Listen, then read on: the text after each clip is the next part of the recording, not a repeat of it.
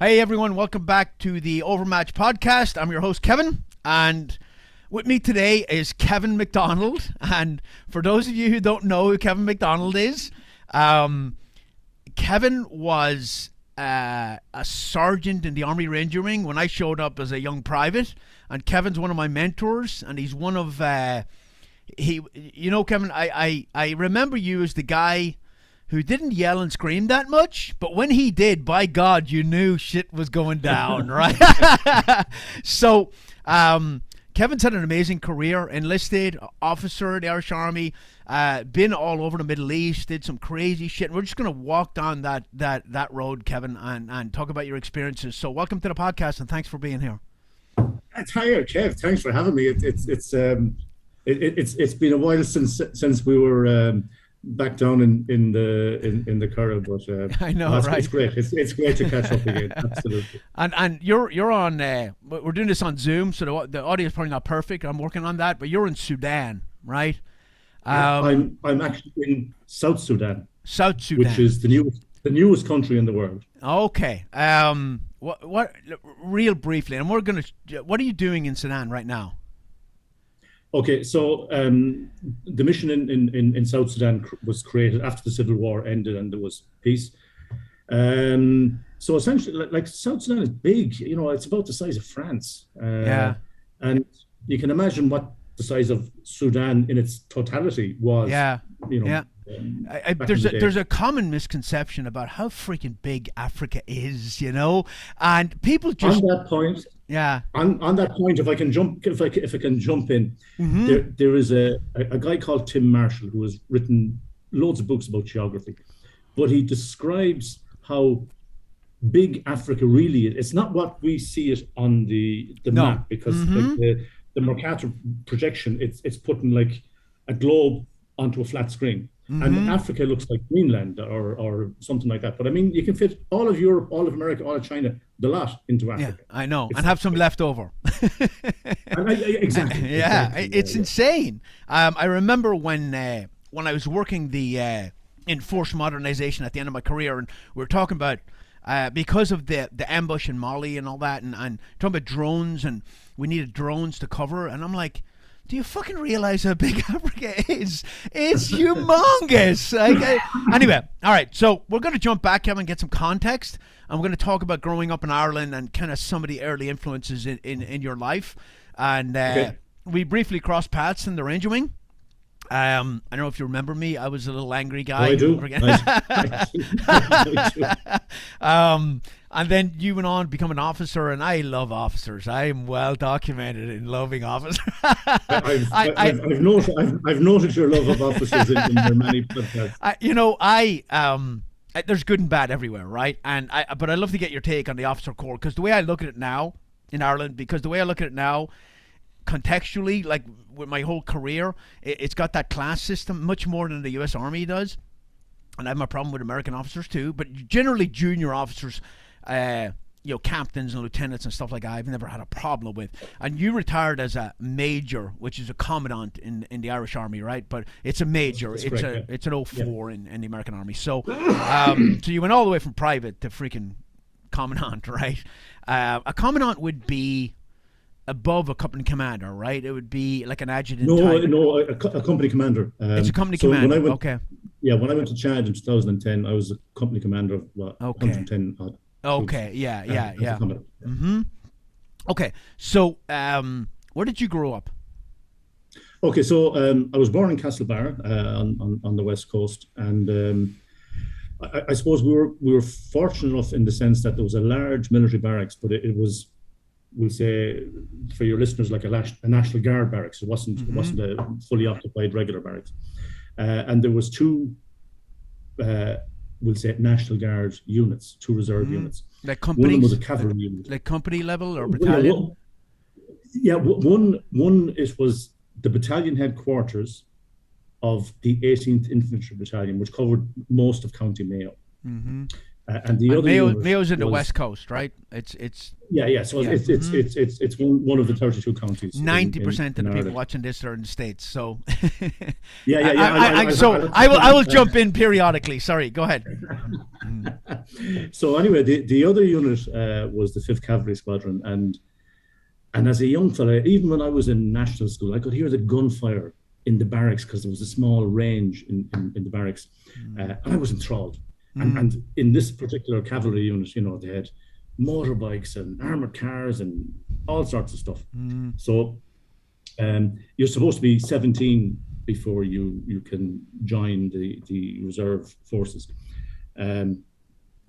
Let's just say I was maybe a bit constructive with producing my birth cert, that it was suitably adjusted to make sure I was old enough. You probably weren't the only one who did that, right? Yeah. So anyway, I ended up having an army license for Land Rovers, motorbikes, and I think Bedford trucks before I was legally old enough to drive. And by the time I was 17, I also had a license for Unimog armored cars, Leyland armored cars.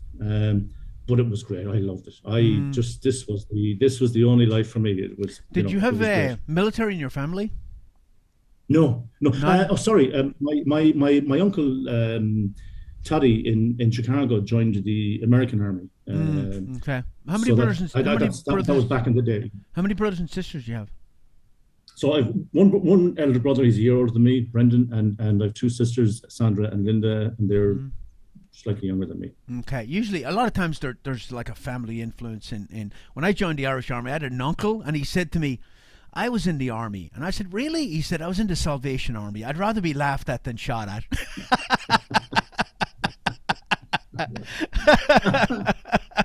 Anyway, it's funny how see that... where you get your sense of humor from. I know, right? Yeah. It's funny how that drive to serve... It kind of gets a hold of young men, especially women too, but mostly young men get that drive to serve very early on, and it stays with you, And I really feel sorry, and I've said this before. I feel sorry for. I met a young man in Texas a couple of months ago, and he was a truck driver, and we were chatting, and he was like, "Man, I so wanted to go into the military." But I failed the physical because he had a medical condition from an accident when he was a kid, and they wouldn't let him come in. So he had that drive to serve, but wasn't able to fulfill it. And there's almost nowhere else to go to get that, you know what I mean, to get that kind of fulfillment. So he drives a truck now and listens to podcasts, and he's probably listening to this right now. But that conversation with that young man really, really stayed with me, because I can't imagine not being able to pursue my dream like that, and me and you were both able to do that.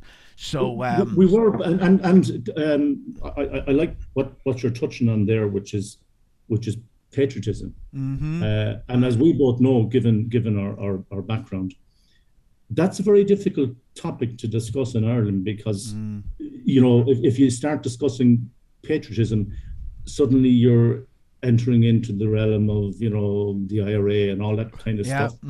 And I remember having a conversation years ago with a Norwegian officer, and he could speak quite openly about his love for his country and the fact that he's a patriot and all that kind of stuff.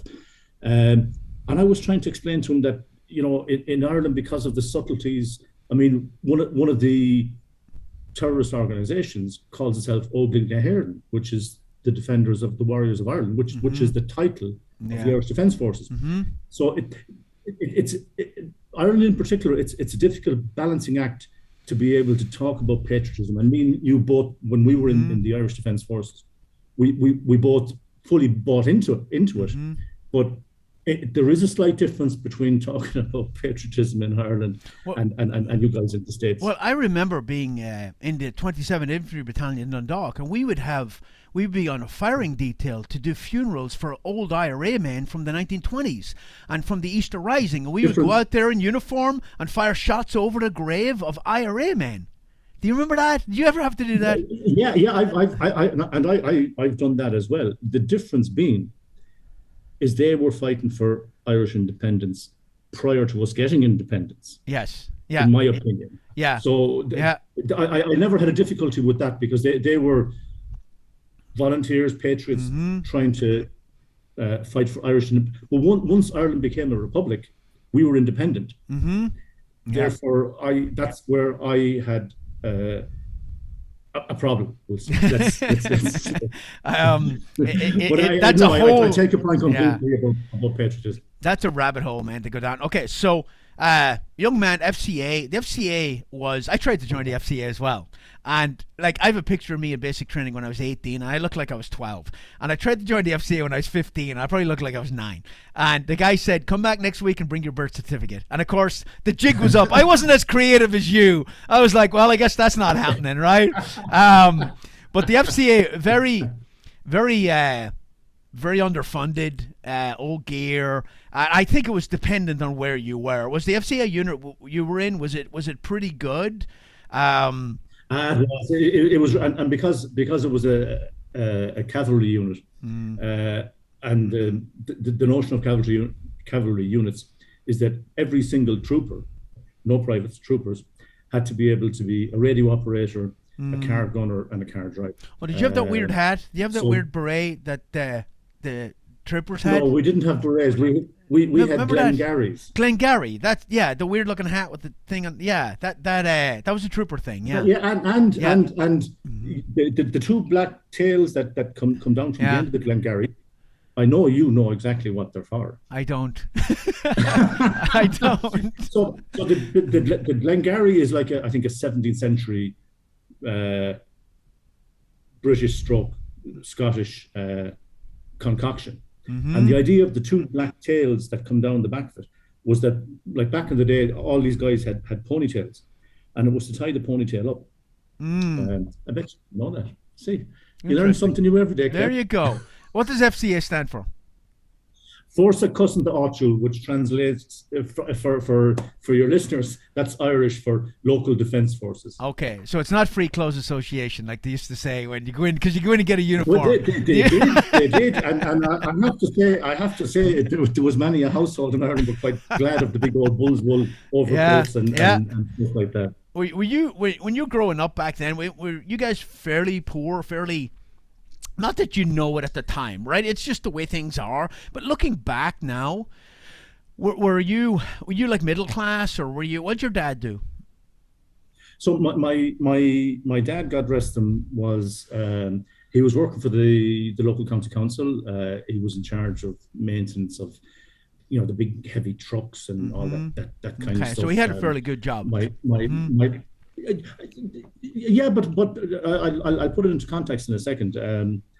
My mother, God rest her, was working with the local county council, but once she got married, as a married woman, she had to give up her job. Really? You see, I love looking back and hearing stories like that, because Ireland was very old school back then. The Catholic Church basically ran everything, and it's very interesting for me to look back. And a lot of Irish Americans in the States, they like stories like that. So a married woman was not allowed to be employed. Is that what you're saying? It was like a state, like she was working for the civil service. Yeah. So I remember I did the Leaving Cert, which is, we'll say, I'm not sure what the equivalent is in America, but it's probably like honestly, it's like an associate's degree. Yeah. It's the last before you go to university. It's kind of like, and I did relatively well, and I was only 16, right? And I knew I had sufficient points to go to university. But first of all, I hadn't a clue what I wanted to do with my life in general, never mind education. But secondly, I knew that there was no way we could afford to send me to university. So yeah, like this, I was born in 1960, so this would have been, I did the Leaving Cert in 77.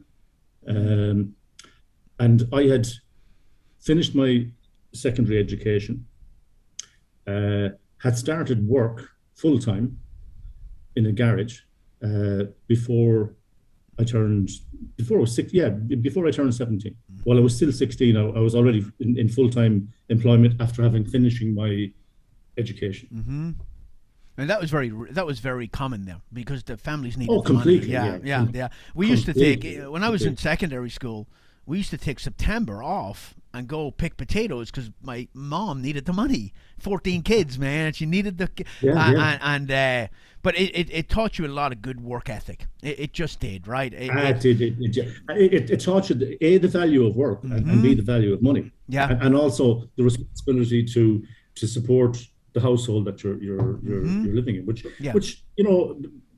these are important skills to learn if you learn them early in your life. And both my parents, God rest them, they were very keen to make sure that they gave us the best possible kind of upbringing so that we could be good people ourselves. Yeah. You want the next generation to do so much better than you did, right? So you were in the FCA part-time, and then at what point did you transition into the regular army? Because it's not like in the States, right? It's not where I want to go in the army. If you walk past a recruiting station, they'll drag you in and sign your name right for you. There's a process, and they don't recruit that much because it's a very small military. There is, and I'll give you an idea of how difficult the process was. Eventually, I had various jobs. I was working as a warranty assessor in the Ford dealership. I was working selling buckets for diggers. I was working in various jobs. I was an ambulance driver as well, which I really liked. It was a bit full on. It was the rush of adrenaline. But eventually I always and I was mad keen. I was 7 years in the FCA, and I said, right, okay, that's it. I'm going to apply. Now I was in the western part of Ireland, and what was known as in military terms the Western Command. And there was no recruitment there.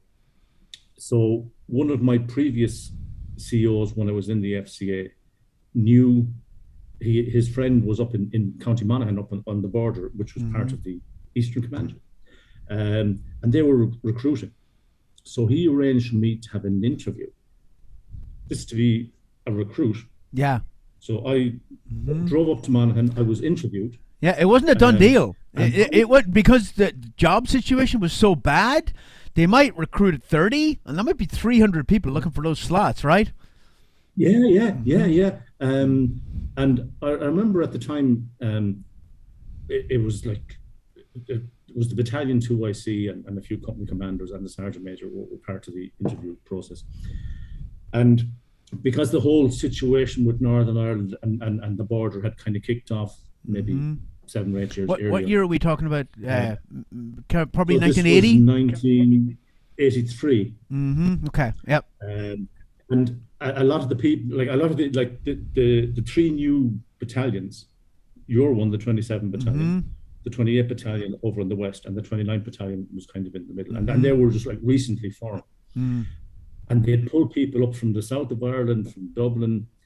And of course, these guys wanted to go back to where they were living. So what they specifically wanted to do in the 29th Battalion, which was understandable, they wanted to recruit from the surrounding areas so that the guys would stay.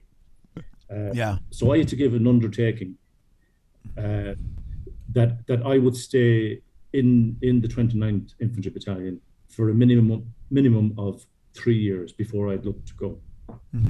And in fact, the only way I got out of the 29th Infantry Battalion was applying for selection. There you go. Army Ranger Wing. Yeah. And it was tough to go to selection too, because they used to block people going because they didn't want to lose all their best soldiers.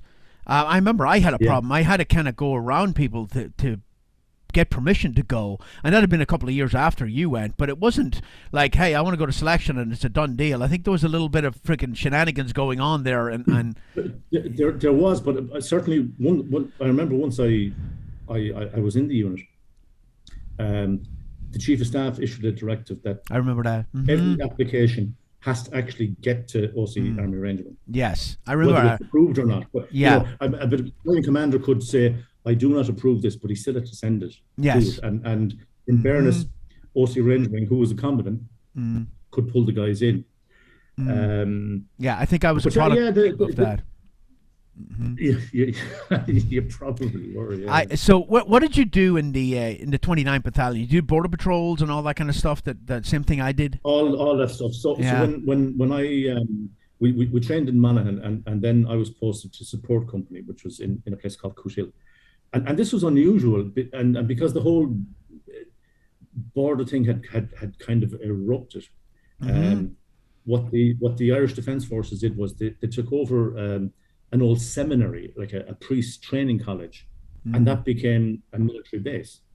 So every one of us had our own room with a little wash basin. Nice, like unheard That's of. awesome. Yeah. Coot Hill is very close to the border, right? Isn't it? Oh yeah, yeah. It was like kilometers. Yeah. But a funny story about Coot Hill, because I was in support company, I had to be qualified on the 81mm mortar. So we were doing all these training and the drills, and as part, before you fire live rounds, you fire inert rounds. So it's like a dud bomb, but you still put the things on the top of the tail fins. I forget. Oh, it's a long time. I know, a long time. Yeah. But anyway, there was a huge field in front of the this old seminary, and we'd go through the drills, and the bomb would go off, and when it landed, like it'd probably go maybe 300 feet and maybe 200 meters away, but it would go down maybe a foot into the ground, into the earth. So if the two guns fired 6 rounds between the two of them, you might spend maybe an hour trying to find the dead inert bombs to clean them and start again. So there was at one stage there was a guy on. I don't know if you had it in the American Army, but in the Irish Army there was a thing called CB, confined to barracks, for like minor infractions. So this guy had, I don't know, he was late for duty or something, and he was on CB, which means he can be tasked for anything. So the Enterprise and NCO in charge of training us on the mortar sent for private blogs, and he told him to stay underneath this big oak tree in the field. So when the two guns would fire, he'd run out and he'd put a stick on each of the two holes, wherever they were, so that when we were finished, it'd be easy to find them. And this was going great, but then he got a bit brave. Next thing, the two mortars fired, and he's out because he's confident in he knows where these things are happening. So he's in the middle of the field, and the next thing, the two mortars fire, and he's kind of going, Jesus Christ. Anyway, that was, he didn't, well, it would have killed him. If it was hit, he would have been killed stone dead. Like, yeah. On the head, Anyway, I digress. That was my sole introduction to mortars. What was when you look back now with such a long career and so much experience, what would, like when you look back where the 29th Battalion was back then, what would your assessment of it be? Would it be good, given the resources, right? Underfunded, and I said this on a previous podcast, and I think you put a comment on YouTube.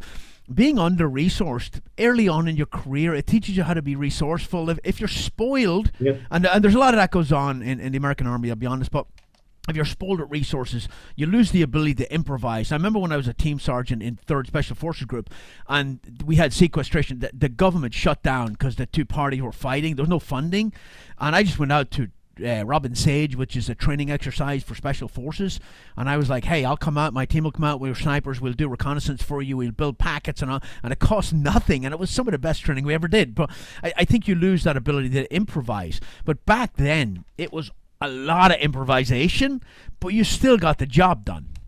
Having worked with militaries all over, all over the Middle East and Africa and European countries and all that kind of thing, when you look back now after a freaking 40-year career, what's your assessment of where the Army was back then? That was a long-winded question. I don't think it was in a great place back then. I don't think that the country or the army realized the threat we faced back then. There was two major gun running operations to bring in weapons for the IRA. The Marie-Jeanne was one ship, the Claudia was another ship. I think we spent some time looking for those weapons, right? Because you were a diver, right? Yeah. We'll get to that. We'll get to that. Yeah. So underfunding, like take for instance, when I joined, there was no issue rain gear. Literally, the only people that got and it was a heavy duty plastic top and bottom were military police dispatch riders. The rest of the army, zero. You had a poncho. No, it's not like it rains. It's not like it rains much in Ireland anyway. But if you use your poncho, for a bivvy when you're in the woods, what do you want to use to keep yourself somewhat dry? And it's funny when I was down in the ARW, we heard that the Defence Forces were going to purchase individual rain gear kits for everyone. So they thought the best people to test this out was obviously us. So over a selection course, we had maybe 20 different types of rain gear, from top of the range Berghaus, low alpine, down to regatta, down to whatever, So we tested from the cheapest to the most expensive. And we came up, and we were cognizant of the fact that, money would be an issue. So we picked something in the middle. And within, I'd say, 4 months, which is like warp speed, to use a phrase. That is warp speed. Understand? We heard that, the army had, and there was, in the Curragh, there was a recruit platoon in the 3rd Battalion, and there was a cadet class who were going to be issued with this new rain gear. And we were like really looking forward to seeing how our inputs were incorporated. Cheapest bidder. So yeah, I remember driving down through the camp and seeing this platoon of recruits, and you could hear the of the plastic. Yeah. And I was going, what happened there? And someone in the headquarters thought, there's a very good organization, or there was then, that specialized in helping people with difficulties get employment. It was called Rehab.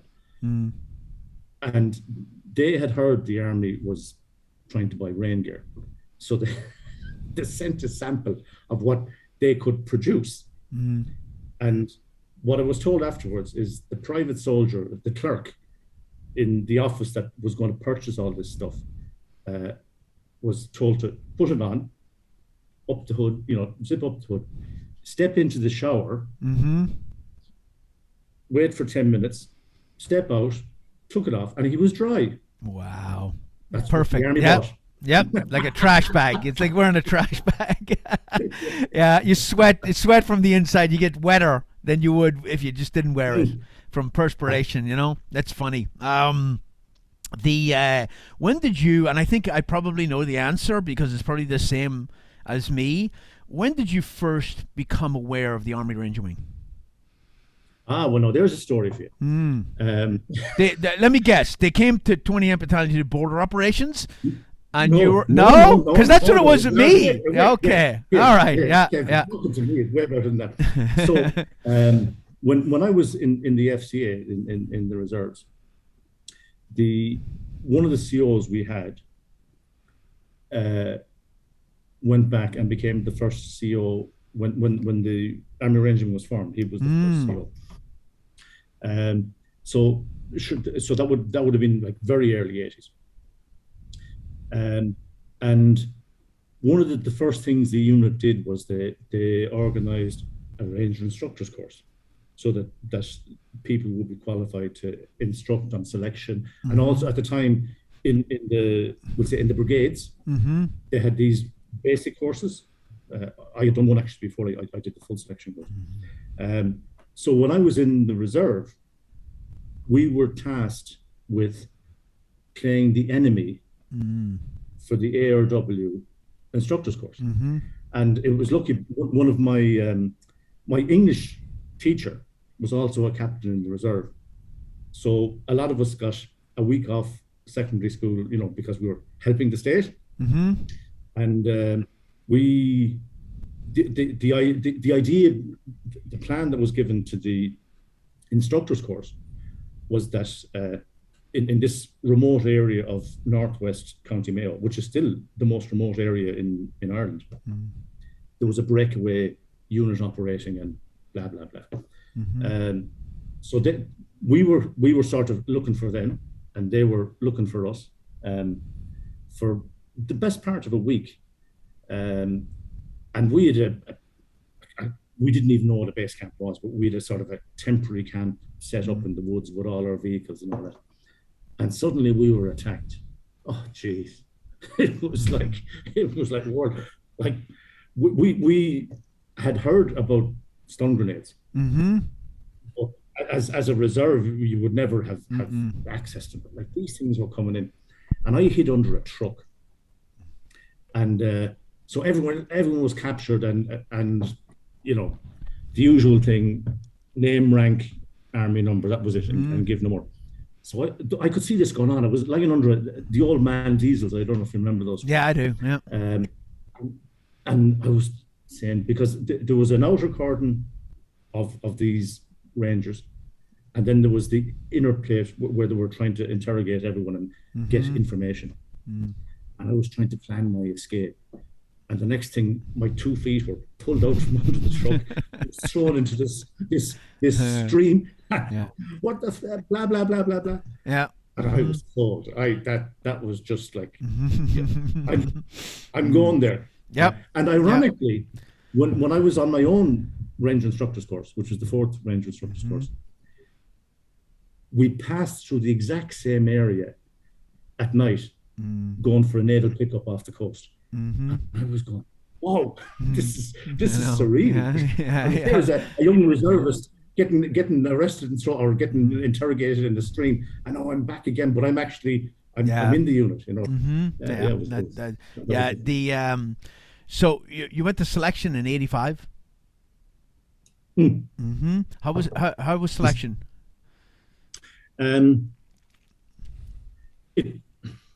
It taught me a few things.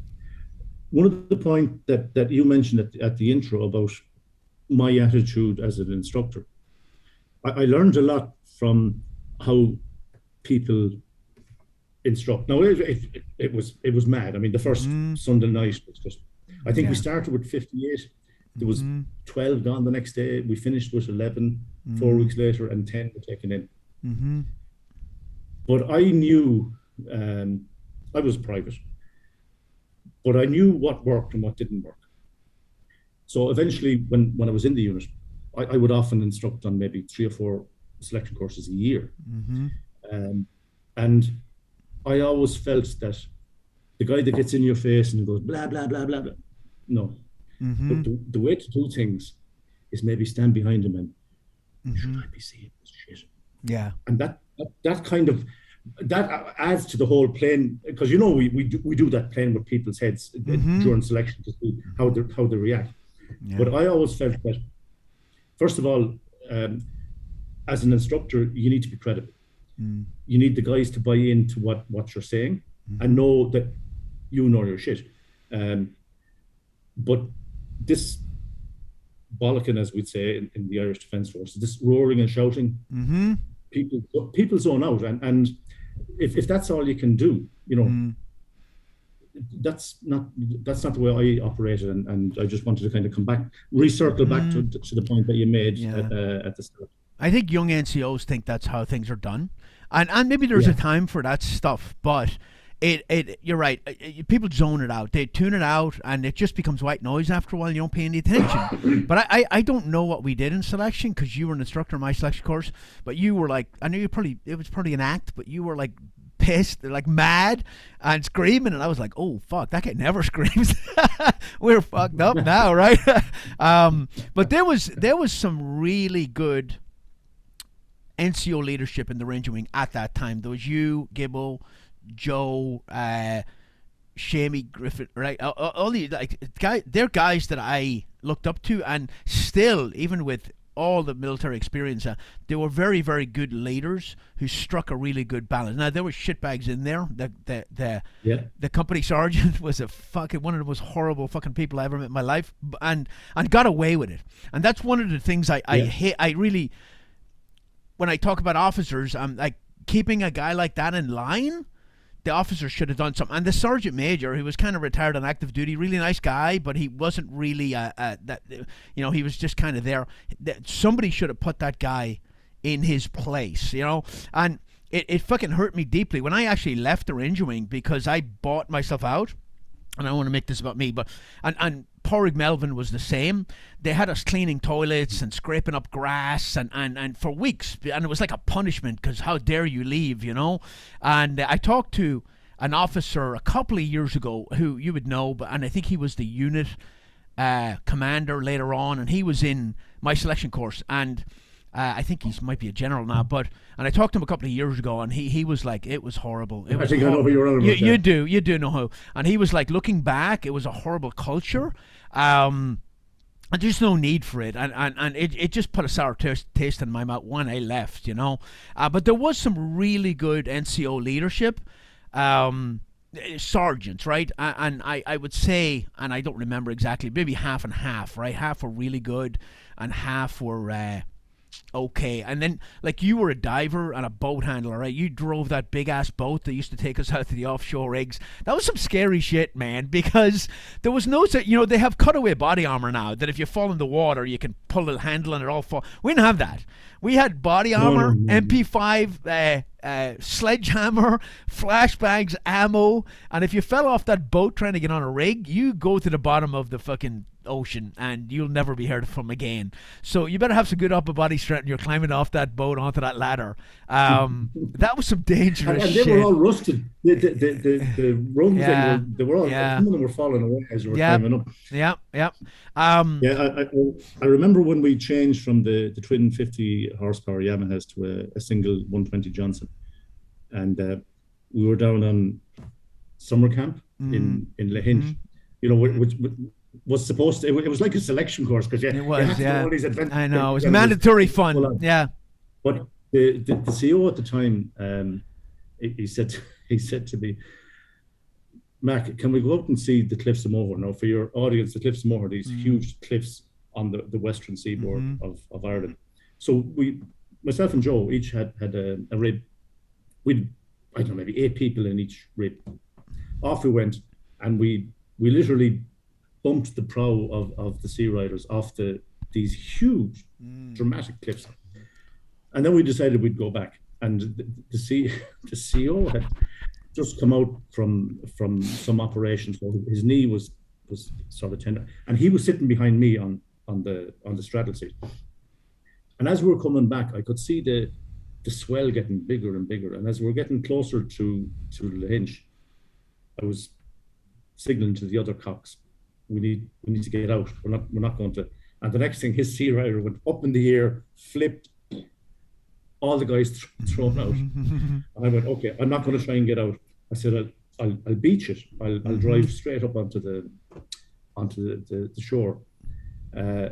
So the CO is sitting behind me, and his hands are kind of wrapped around my chest, and I'm gunning it for the shore because I didn't want to flip the boat.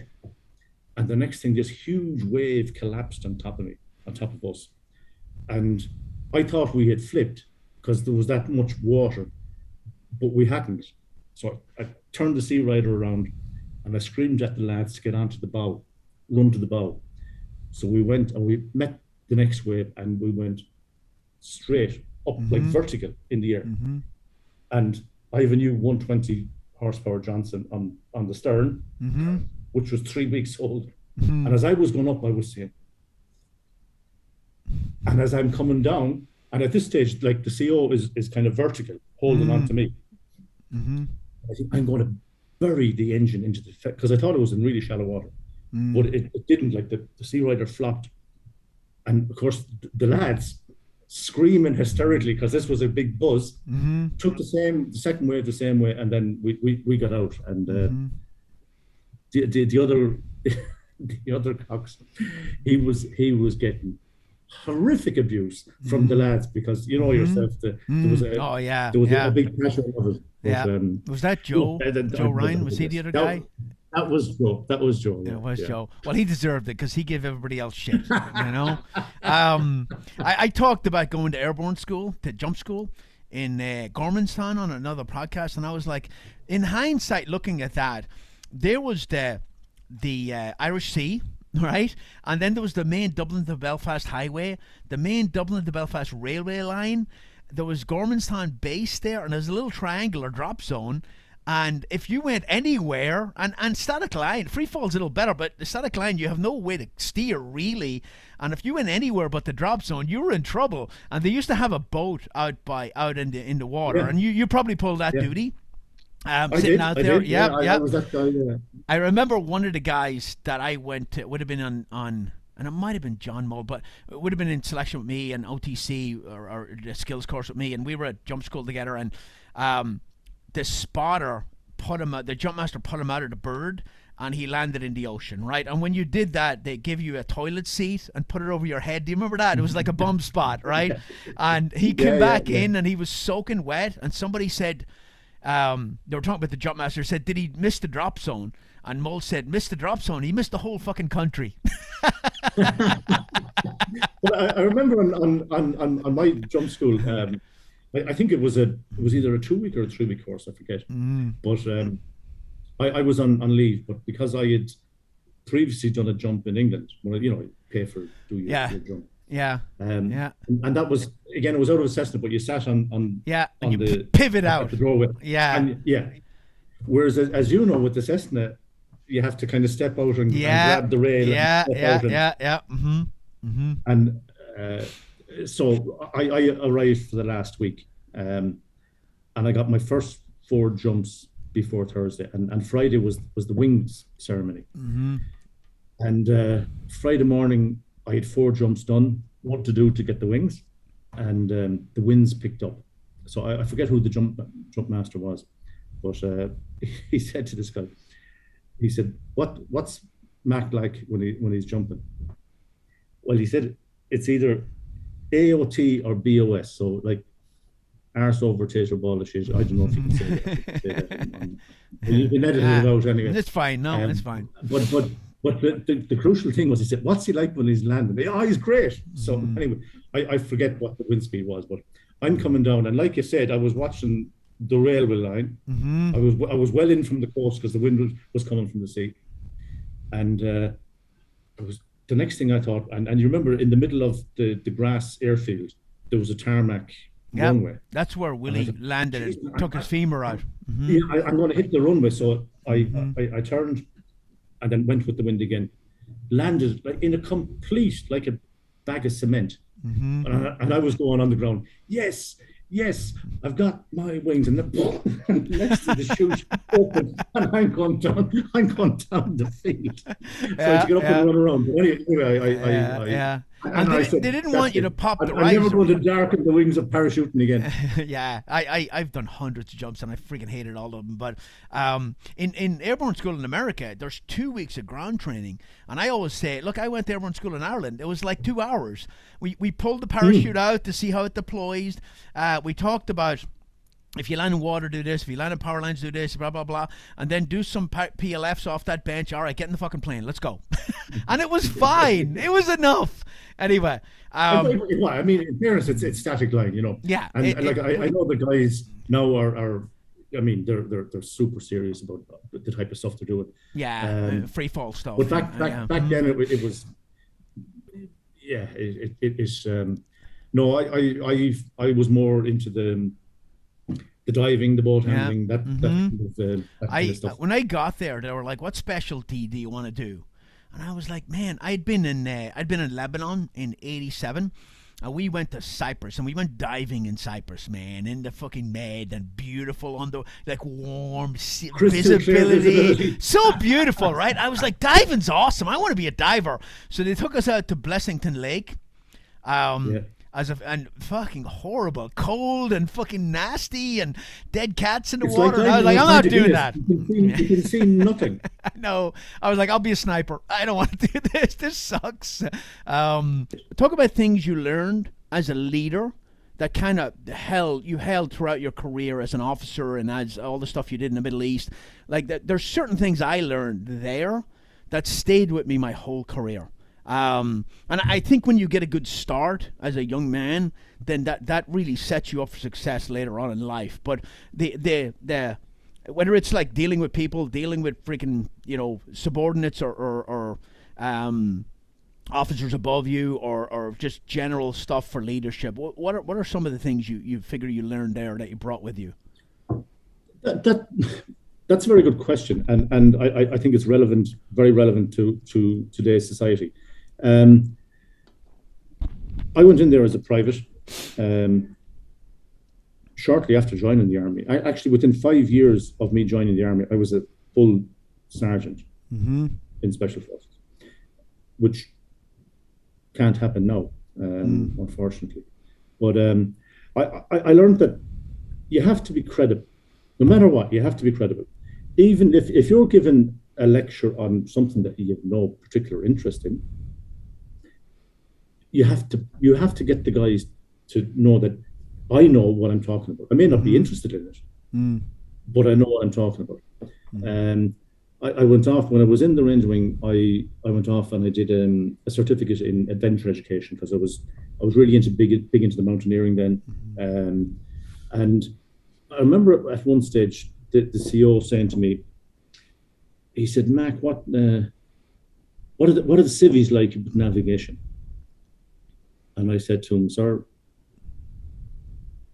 civvy navigation in the hills is probably 90% better than the Irish Defence Forces. And it's probably 40% better than this unit." And we were pretty good. Compared by Army standards, we were actually quite good at navigating in the mountains, right? But you remember, like back in the day, we were using the half-inch to 1 mile map. So we were going spot height to spot height to spot height. But even using those maps, civilian mountaineering, they were going to kinks and contours. So I started bringing all this stuff back into the Range Wing in terms of navigation, and we did some pinpoint stuff along the border, as you probably remember. But then, because I was a mountaineer, I was bringing in the latest techniques in mountaineering instead of having a 3-point belay with 3 figure of eights coming into a big, huge figure of 8 that size, and then I just set that up. I just set that up a couple of months ago on a course. I set up a rappel, and I did that. I ran 3, the big figure of 8, and hey, it works. And not the most efficient, but it worked. Was the Range Wing open to change at that point? Because a lot of they were, and that's probably due to the commander, I assume, because a lot of times people are not willing to change. They think it's good enough. And you mentioned a certain individual that was definitely resistant to change. Of course. But I found that if you come in and, we mentioned Joe earlier on, I remember him dispensing with the rig for the MP5 and using a bungee cord. And suddenly, like the ability to have it tight to your chest and then away. And that's innovation as you start at the very start. If you don't have much and you start to innovate, and I said, geez, that's really thinking outside the box. And at the time we were given that, I suppose, freedom. Like when I was a corporal down there, and when we had got these new 120 engines on the ribs, in my naivety, I said to the CEO, he said, "Mac, what's the best way to test these?" I said, let's drive them to Liverpool across the Irish Sea. And he said, "How are you going to navigate?" I said, I'm going to head east. We'll follow the Irish ferries. Yeah. And he said, is it, Matt, do you not think there might be an issue with the Irish Army entering into someone else's territorial waters? So in the end, what we did was we did the length of the Shannon, which is the longest river in the United Kingdom and Ireland, in the British Isles. And ironically, sometime later, after I was commissioned, there was three of us having this conversation, as you do, over a few pints, and we thought we'd raise money for the organisation for ex-servicemen and women, O&E.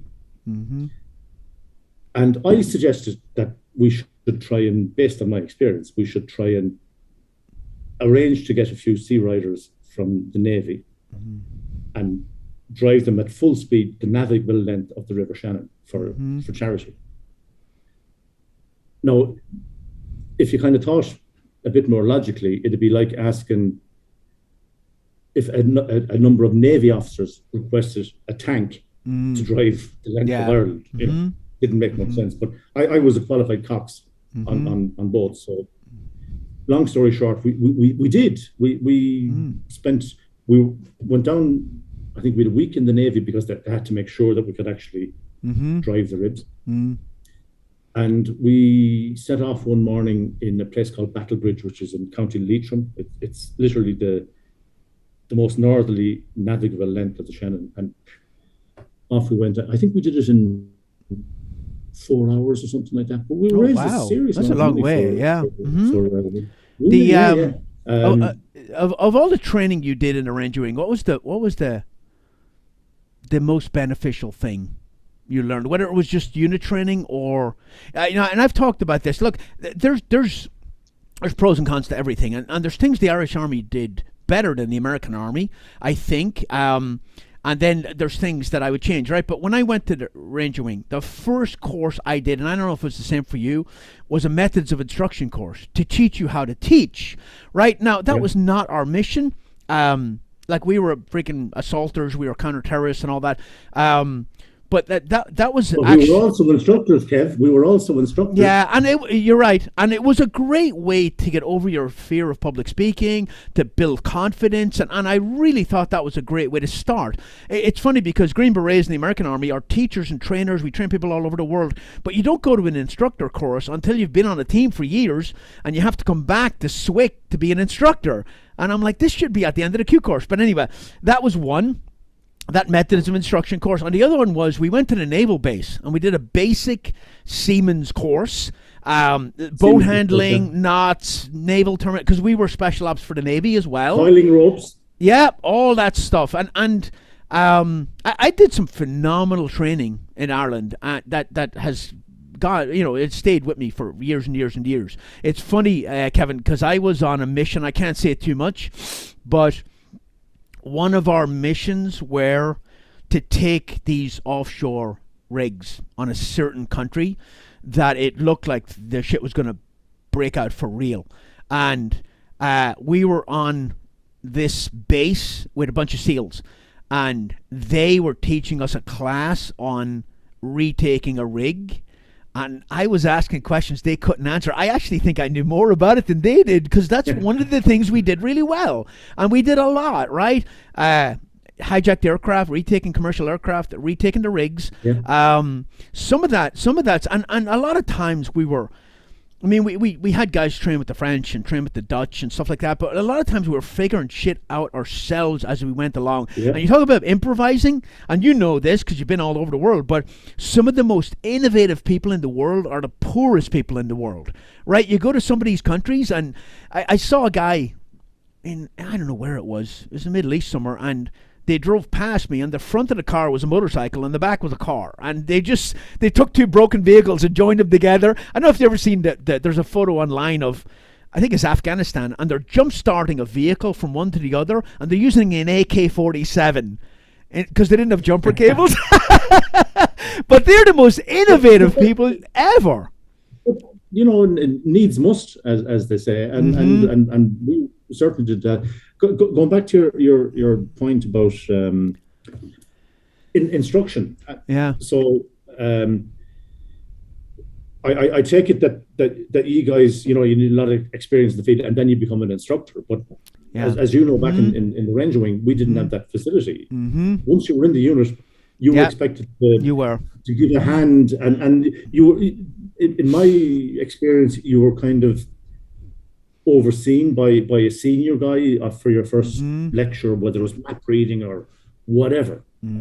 You were kind of helped, and then suddenly you were on your own. But one of the things that I actually remember from my time in the FCA, but also for this method of instruction course, one of the things that the Irish Army took from the British, we took most of the things from the British Army, because we sort of started off in the British Army, if you know what I mean. We just changed the name one day. We kept a lot of the good, but in terms of instruction, and I think the British Army was the first army to realize that they had to have the ability for, at the time, uneducated people to instruct. So they created, you probably remember, a screed, and I still have it in my head. We'll say to teach the right turn at the halt. Taking you a stage further in your foot drill, I am now going to teach you the right turn at the halt. The reason this movement is taught is to teach a man or bodyman to perform the movement in a smart uniform and social economy. You, the squad, on the exit, it's still there. Yeah. That's how good that system was. That it isn't, and once people that were shy or felt they couldn't talk in front of 20 recruits, they could fall back onto that screed. Yada. And that was it. I remember that from my basic training, Kevin. I remember the NCOs who were they were not drill sergeants, they were just NCOs who got detailed recruits, and they would stand out there and they would say, continue to look this way and I will demonstrate to you the right turn on the march, right? And but it makes so much sense. You the squad on the execution of halt will show hope. So he can go through a script and he doesn't have to and ah and try to figure it out. He can just rattle it off. He doesn't have to feel self-conscious, and gradually the experience of doing that allows him to extrapolate on different points. So I think that was really, although I do remember when I was in the reserve on my NCOs course in the reserve, and we were on the main square in Doonavalisha, which is the barracks in Galway, and there was a board of regular officers assessing us to be NCOs in the reserve, and this guy was teaching, I think, the left turn at the halt, but whatever way he got it, when he was explaining the turn, he said you will pivot on the heel of your left ball. And of course the whole exploded in laughter. But back to training. What do you think was the best training that not the funnest training, but that stood to you throughout the rest of your career? Or was it just a general experience thing? Because experience is the best teacher. It is, and I'll give you an example. What I really enjoyed was the ability to bring civilian experiences in the mountaineering sphere. But bring it into the SF. And I remember I was running some navigation course in the hills, and we were in this glacial valley, so just obviously three sides, the edge and the two sides. And I was asking the class, or the guys, okay, I said, like, think if the weather closes in, the mist comes down, and all you know is that you're in a valley, and there's land. The land is rising on either side. I said, what can you do? Because you've got three stark options. We'll say north, east, and west, possibly, or some combination of that. And they were going, well, well, I said, if you go up that slope, there's crags on the far side, and you could fall off, and blah blah blah. And like these were tough guys from the Ranger Wing. And I said, can anyone think of a solution? I said, what have you got with you that can help you understand the problem and maybe find a way out. And again, well, I said, right, take out your compass. Take a compass bearing up that slope.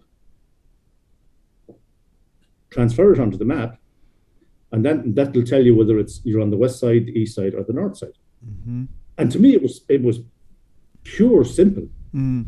But the lads thought I was a fucking genius. Mm-hmm. Yeah. And I was bringing in this stuff from civilian mountaineering and civilian navigation. And because it was drilled into them, into us, you know, you go spot height, spot height, spot height, and that's kind of it. Yeah. Whereas I remember I inserted a team into an alleged training camp. I might have been on that team. You might have been on it, yeah. I might have been, yeah. But I remember I used the combination of the really old 6-inch to 1 mile British maps of the country to look at field boundaries, and I was using the 1/2 inch to 1 mile map. And we got in this particular one. If it's the same one, not particularly happened. Something happened on another one. I remember. I know what you're talking about. Yep. Yeah. Let's not talk about that. I remember. We'll say our platoon did the first insertion, and then maybe, I don't know, sometime later, because there was dates that people were aware that some things might happen. So I remember leading the platoon out, and I was going, gee, and I was looking at a photocopy of a black and white 6-inch to 1 mile map, and I think it started to snow, if I remember. Cut a long story short, I suddenly stepped on tarmac. Whoa, brilliant. Then we got back to the Curragh, and of course everyone had their time off, and the CO brought me in and he goes, Mac, you did very well with that navigation. I said, thanks, sir. And I'm looking at him. He says, you know what I'm going to say?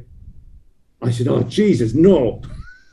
I had to bring the other platoon. I had to go back in as the guy with the other platoon. Yep.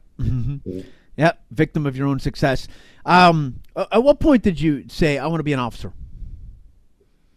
Okay, that's actually, that's a very good question, because I spent 5 years in the unit, and a vacancy came up in the reserve unit that I'd been in my hometown, in the 5th Cav Squadron. And I was kind of getting tired of living out of a bag. And I was getting really into the mountaineer, and I was in the Alps and the Himalayas and all that kind of stuff.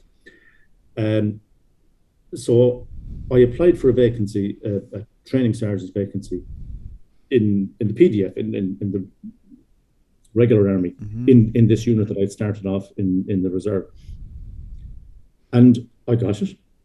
And actually the weekly allowance to be with the FCA was nearly the exact same as the weekly allowance we were getting in the Ranger Wing. Yeah, that's a lot. It was a lot back then. Yeah.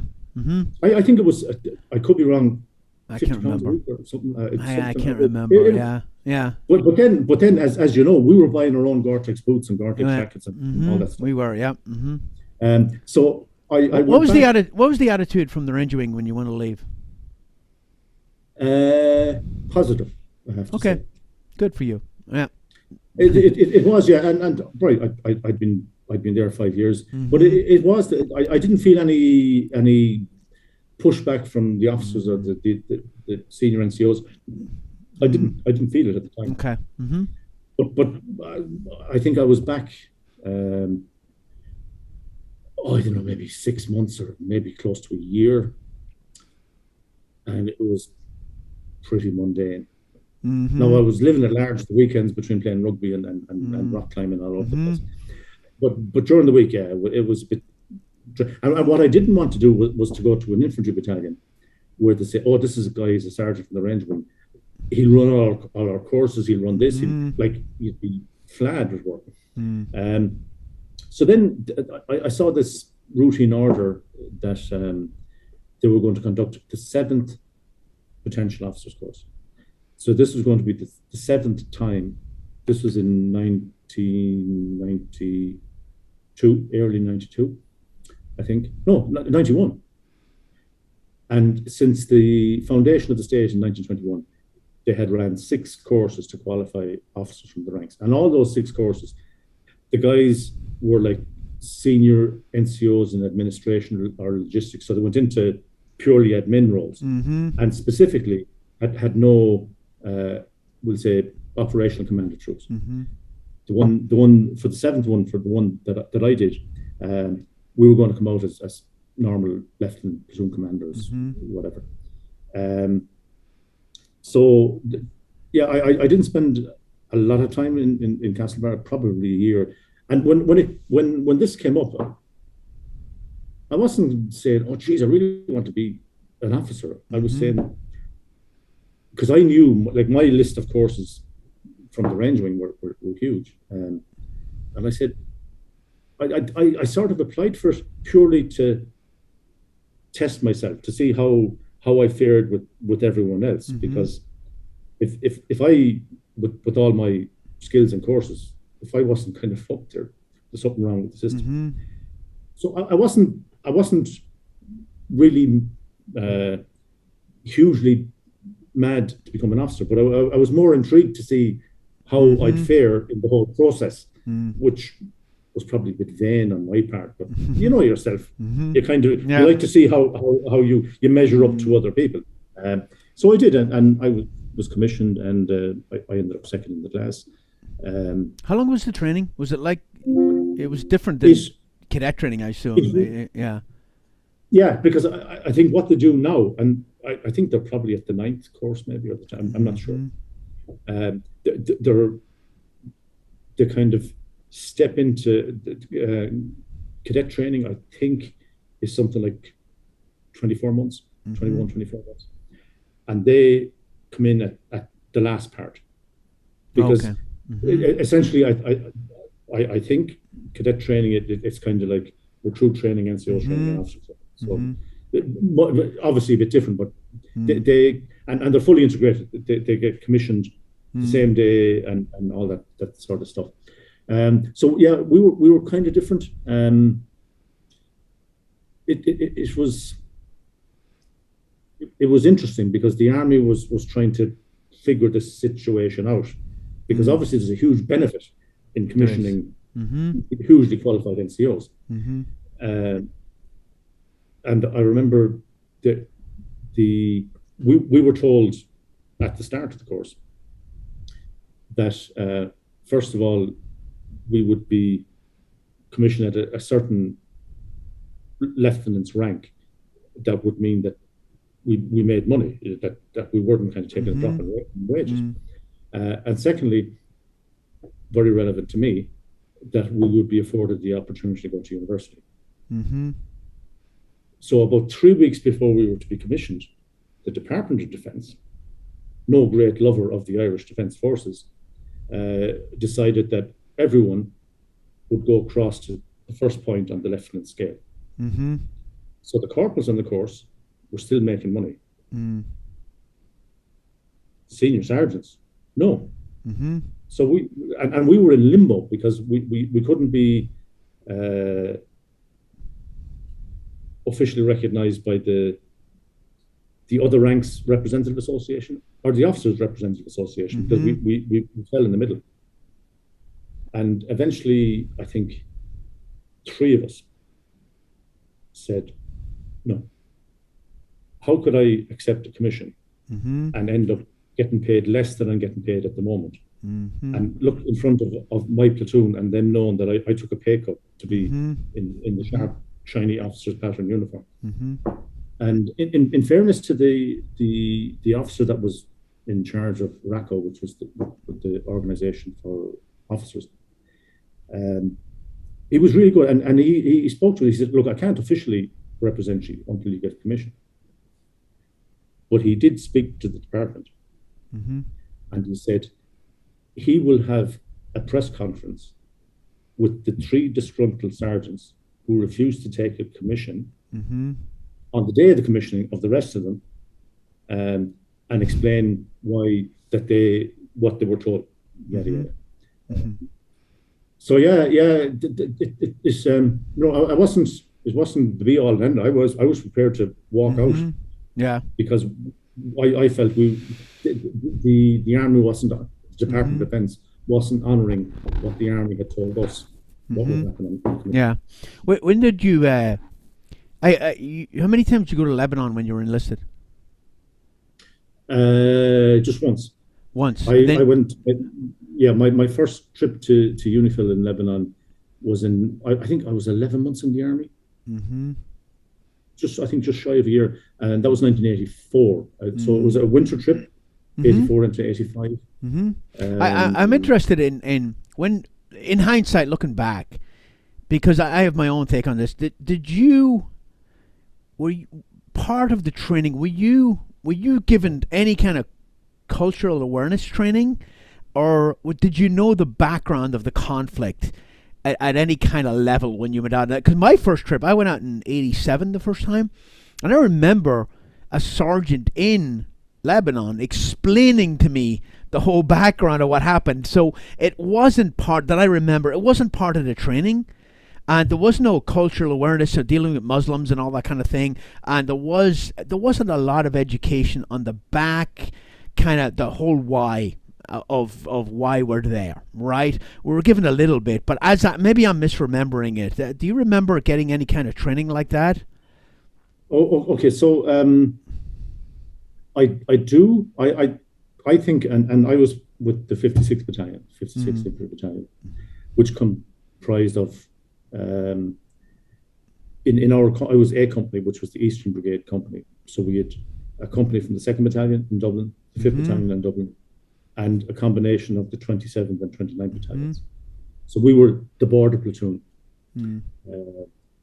obviously looked down on by our counterparts in Dublin because they were tougher and harder and whatever. I, even to today, I read the whole time. I just read stuff, especially when I'm interested in it. So I had read a bit, as much as I could about Lebanon. But my recollection is that we did get a fairly good brief.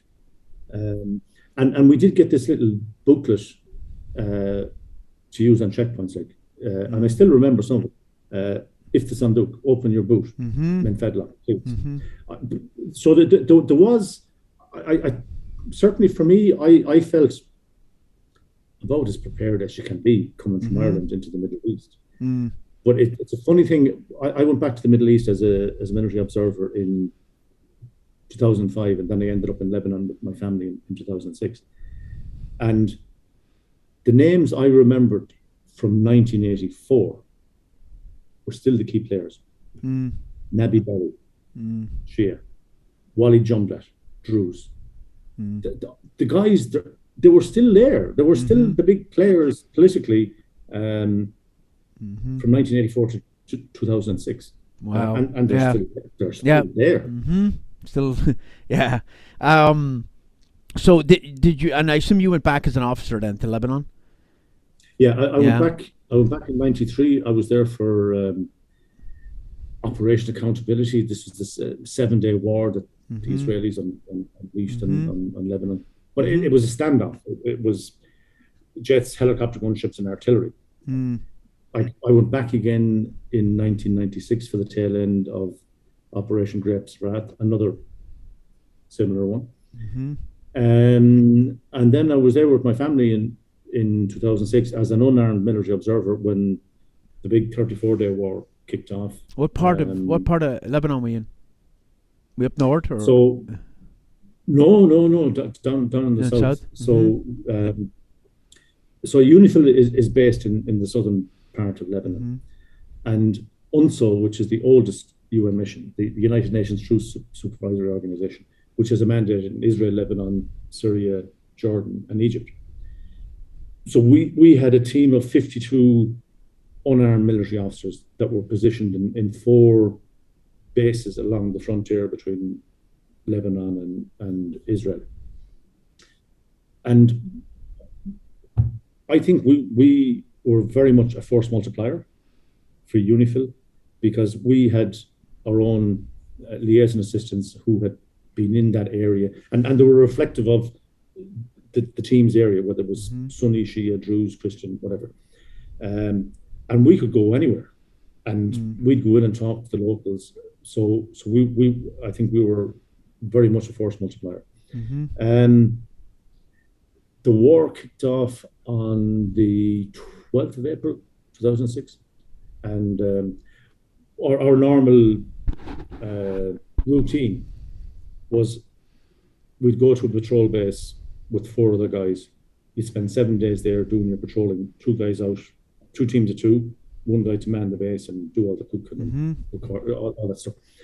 And then you'd come down for a couple of days, and then you'd go back up again. That was the routine. So I had previously been living in Tiberias in northern Israel, and we were working on the Occupy Golan Heights. That's the Sea of Galilee, right? In that Tiberias. Sea of Galilee, yeah. Beautiful place. Yeah. Beautiful place. Absolutely. Yeah. But, you know, it's funny when I'm digressing a wee bit now, but pre-COVID, when I was in the Central African Republic, and we were on a 6-week R&R cycle. First 6 weeks, I'd go home to Ireland. Next 6 weeks, I'd bring my wife Claire to Lebanon. Next 6 weeks home. Next 6 weeks, I'd bring Claire to Israel, because we lived in both countries. I have a huge love for both countries.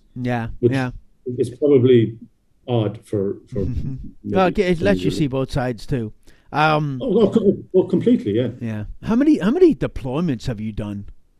Like, how many trips have you done in do you ever count them up? Like, you spent a lot of time in the Middle East. I was before we start this conversation, I was trying to make it up. I think with the Irish military, I have about 7.5 years overseas service. Wow.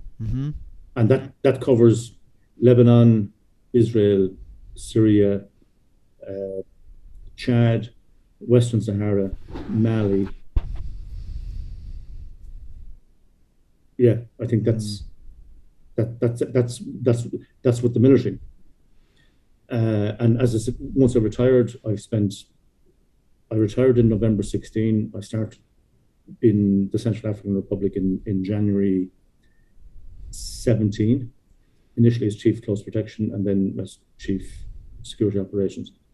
And I spent 4 years in the Central African Republic, and now I'm next door in South Sudan. Damn. Wow. How's your family deal with that? Well, are you done? Are you done? Tell me you're done. You're going to go home and freaking go fishing. No, I'd be done. I have to retire for the second time when I'm 65, which will be just over 2 years. But you know, thankfully, because I came up through the ranks as a major, we'll say. If I was to become a lieutenant colonel, it would involve like a year away from home in the military college, and then I'd get an extra 2 years. So like a major retires at 56, lieutenant colonel at 58. So we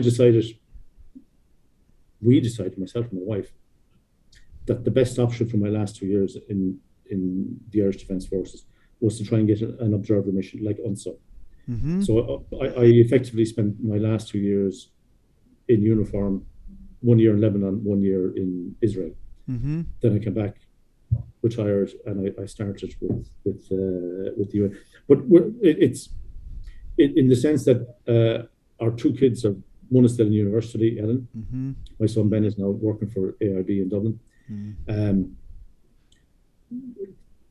When I joined with the UN as a civilian, the kids were at an age, and we were at a time in our life that it worked. Putting 2 kids through university in Ireland at the same time, well, one in Scotland, one in Ireland, not exactly you certainly wouldn't do it on your pension. So it worked for us, and thankfully it's great. I don't think it's a great lifestyle choice for someone with a young family or someone that's maybe trying to start a relationship, because you could be all over the place. Yeah, yeah. So I think I was in the right place at the right time from a family point of view. Yeah, yeah, yeah. And if it works for you, it works for you. What's your assessment? I'm going to put you on the spot here. A couple of questions. What's your assessment of UN and its function in the world right now? And obviously it does a lot of good, but there's a lot of corruption and waste and all kinds of crap going on there too. But having worked for it in the military and worked for it as a civilian, what's your... And I'm sure you met some freaking great people, and I'm sure you met some freaking bureaucrats. But as an organization, for people who don't know a lot about the UN, kind of what's your assessment of it? Okay, and I'm cognizant of the fact that maybe most of your viewers would have a particular view of the UN. Maybe. I mean, they probably don't know that much about it, because I don't know that much about it. I know a little bit, and I freaking serve with the UN. But I just want to get your opinion. It doesn't matter. I mean, just what you think. Okay. Well, if you look at we'll say the foundations of the UN. So the UN sprang from the League of Nations, and the League of Nations was supposed to be this global organization that would prevent all wars. How did that work out? How did that work out? World War II is how it worked. It did. Yeah. And in 1945, there was a conference in New York, and it decided that obviously the League of Nations didn't work as it was supposed to, and I think it would have been Eisenhower. I forget. I should know this, but Truman? Anyway, Was it Truman? No, I don't think it was. Anyway, whoever the American person was, who was chairing this 1945 meeting, which was exploring ideas to have a global organization that would try and prevent the Second World War. And one of the things that he said in his closing speech was, if this like future organization had been in place, millions now dead would still be alive, and if we don't put it in place, millions now alive will die, which I thought was a very succinct way of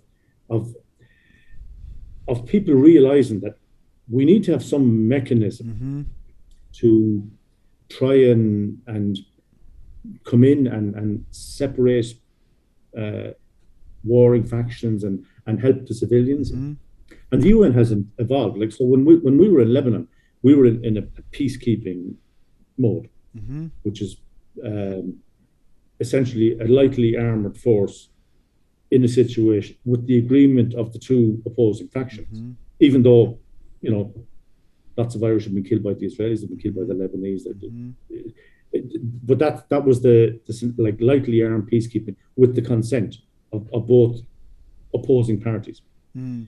It's evolved now to peace enforcement. So we've had Liberia, in terms of the Irish involvement, Liberia, Chad,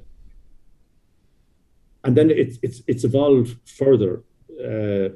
So actually, my thesis, which I've just submitted, looks at, because of the more robust nature of where the UN is putting people into, the mandate to put them there has more robust language. And what I was looking at was, are these mandates sufficient to enforce what the UN wants to do in a certain situation, whether it's the DRC, whether it's Mali, whether it's here in South Sudan, or CAR, wherever. And what I've come to realize is that robust mandates are one thing, but if the TCCs, the troop contributing countries, don't have the political will, the experience, the equipment, the manpower, and the will to enforce the robust nature of the mandates, well then the mandate isn't worth what it's written. But going back to the start, yes, there is a lot of problems with the UN, 100%. Everyone, I think, would agree with that. But does it work? I think it does. I think, well, like when we were in Lebanon as young guys, there was more, despite everything that was going on, there was more stability in the areas, we'll say, that the Irish battalion controlled than other areas in Lebanon. It wasn't perfect. We couldn't stop Operation Accountability. We couldn't stop Grapes of Wrath. We couldn't stop the shelling of a Fijian base, which killed 102 people in 1996. But definitely the locals would say that the areas that UNIFIL was in were safer, not fully safe, but safer than other places in Lebanon. And I've seen it in Central African Republic.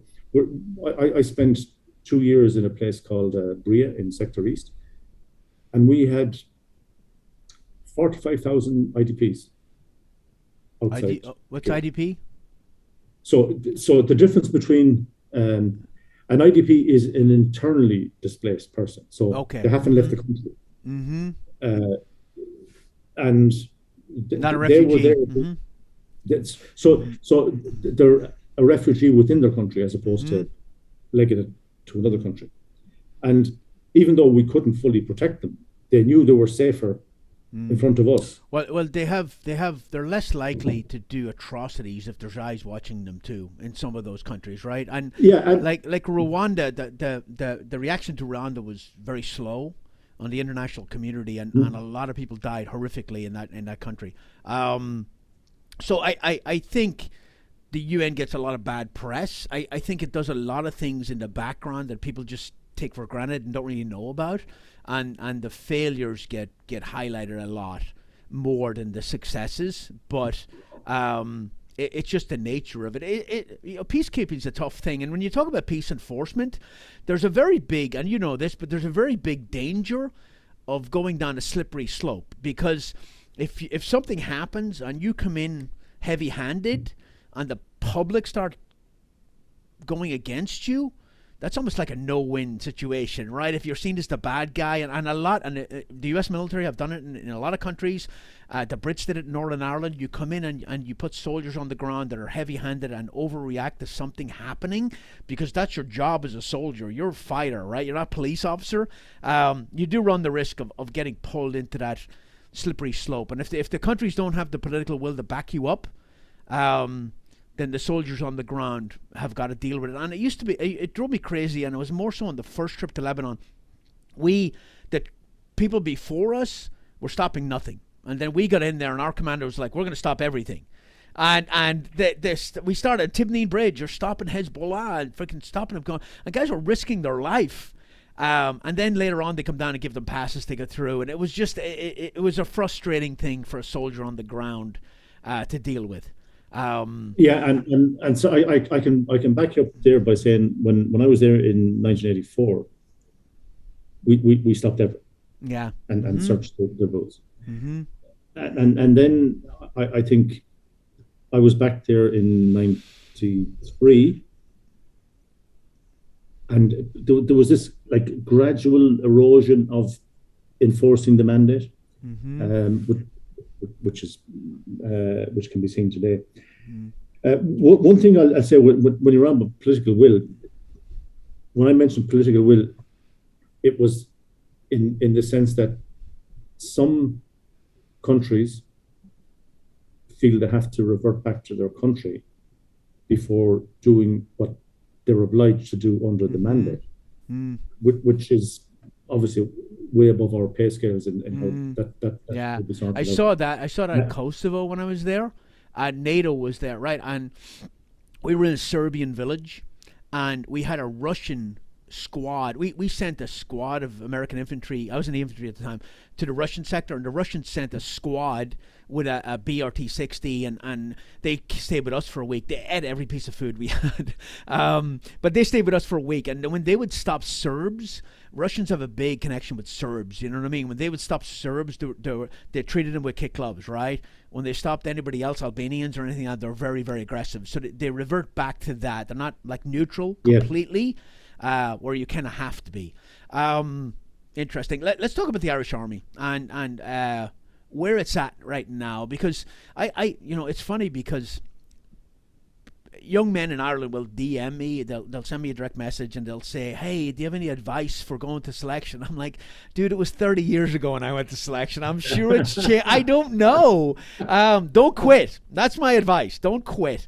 So I'd love to help you, but I'm totally outdated on that stuff. But just as general, and the goal here is not to bash anybody, but generally looking at the Irish Defence Forces, which is not a huge army, and it doesn't need to be a huge army. When we were in the army early on, it was purely internal security, and we went to Lebanon. We did a couple of things. I still know some guys in the Ranger Wing because I've shot sniper competitions with them here in the US, and I've kept in touch with them. But just as general as the Army is it in a good position now? It's obviously better equipped than it was back in the day, but generally, where do you see it? Okay, I'm going to start off with a depressing point. There is no way that I could have advised my son or daughter to join the Irish Defence Forces, an organisation I've given a lifetime, 35 years service, plus 7 in yeah, that's telling, right? That's in any capacity, not even as officers or. No, any capacity. I can't. Why? I couldn't do it. Why? Right. So first of all, with the downsizing of the army, you have private soldiers from North Donegal having to do guard duty on the eastern side of Dublin, like not even in McKee, in Clancy or Connellbrew Barracks, because they just don't have they don't have the manpower. You've got soldiers from the 1st Battalion in Galway that maybe live in Clifton, an hour and a half away, having to go to Cork to do duties. And then there's the whole issue of pay. And I'm not going to bash any particular party or any government. This has gone on for decades. But the Irish Defence Forces have been underfunded, under-resourced, and undervalued for decades. And it was bad when me and you were there in the day. But in my opinion, it's gotten worse. You've got a department that runs the Defence Force like, I don't know, like a ledger book. The Chief of Staff doesn't have the full ability to control his own resources because he's reporting to the Secretary of the Department of Defence. I don't know. Like I've given my life to this organisation, so I'm passionate about it. But I'm not passionate enough to think that this is an ideal career choice for my kids, which is an awful thing for me to say. But I'm being realistic. I would never. I'd still be there if a commandant retired at 65. I'd still be there. That's the point. But no. Then pushing that to one side. What's the strength, Kevin? What's the strength of the Irish Army right now, roughly? I think it's in the region of 8,000. Okay. So that's eight. But no, that's 8,000 army. It was 10,000 when I was there. I think so. It has less than it had back when I was serving. And as I said, this is the Army, the Navy, and the Air Force. So we'll talk about the Air Force. We've got a few planes. We can't control our airspace. If Russian planes come close to Ireland, the Royal Air Force scrambles tornadoes and whatever to intercept them over our airspace. Half of the Navy ships are mothballed, even though we're buying another 2 from New Zealand. We can't control, like we as a country, we have the biggest, I think, sea boundaries of the EU. We can't control that. We don't have the people. You don't do fishery protection. And the problem is, and you'll know with the guys in the range wing, it takes years to train an operator to be at a certain level. Yeah. And if he feels he's getting screwed by being deployed here, there, and there, and no one is kind of, he's not getting just reward, especially financially. Yeah, he'll walk with his feet. There's dozens of PMCs will as you know, that these guys have been snapped up left, right, and centre. So it's a hard thing for me to say because as I said, I've devoted my life to the army. But it's in a good place equipment-wise. It's in a horrible place personnel-wise, in terms of quality of life. Like before, when we had 3 brigades, you could happily have a career at any level up to Lieutenant Colonel by staying, we'd say, in the West. Mm-hmm. You had Athlone, Galway, Finner, you could jump between them all, and maybe you had a 50-minute commute or something like that. Mm. But now, if you're living in Galway and your job is in Dublin, that's not a daily commute. So you have to spend maybe, as a commandant, 4 days a week sharing a small, tiny room with another commandant in the barracks. Mm-hmm. Like, yeah, obviously, people are going to go, that's it, I'm out, I'm not going to do that. Yeah, it's quality of life. You reach a certain stage of your life. That's kind of shocking, honestly, because I thought it had taken leaps of bounds since back in, and I'm sure it has in some ways, but is it having a problem recruiting, or does it want to keep those low numbers? I think the problem is twofold. There's probably a problem with recruiting, because the potential recruits, whether it's cadets or ordinary recruits, they're looking at the salary scale and saying, do I really want this? There's also, I think there's another problem that's beginning to develop where people don't really want the hard life. And whether you're a cadet or whether you're a recruit, you're going to have, a few months of people shouting in your ear and, rolling through dirt and the usual stuff. And there's probably a certain segment of this generation that think, well, I'll go into the army and I'll be, in IT, I'll be whatever. You still have to go through basic training, whether you're an officer or a recruit. Well, and there's a certain bit of today's generation that maybe don't want to do that. Yeah. What's in it for a young person to sign up now and join as an enlisted soldier? I think there's a few things. I think we're in Ireland. I think we're getting to the stage that maybe we can talk about patriotism without it being sullied by terrorism.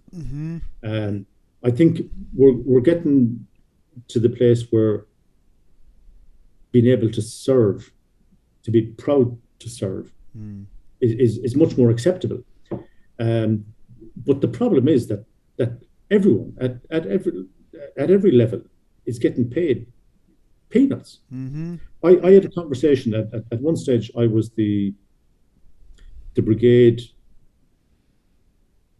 personal sort of in the Irish Army. You probably have something similar in the American Army, but in the Irish Army we have, in each barracks there is an NCO whose full-time job is sort of like as a social worker. So he can give advice on financial issues, bereavement, addiction, all these sort of things. He's always been there, but he was never qualified. He was the barrackroom lawyer, we used to call him. You know what I mean? But this guy's qualified. These guys now have the guys and girls have degrees, and they're affectionately known as the care bears. But they do a phenomenal. Yeah, it's pretty smart. Phenomenal work. But anyway, at one stage, I was put in charge of the brigade personnel support service officers, and everyone started laughing because I was ex-special forces. Like I'm not exactly the huggy kind of guy, more than yourself. But I remember going to brief the GOC, the general. I said to him, sir, you need to realize that every single private, corporal, sergeant, lieutenant, captain who is married and has kids and his wife isn't working is on social services. That's how bad things are in terms of pay.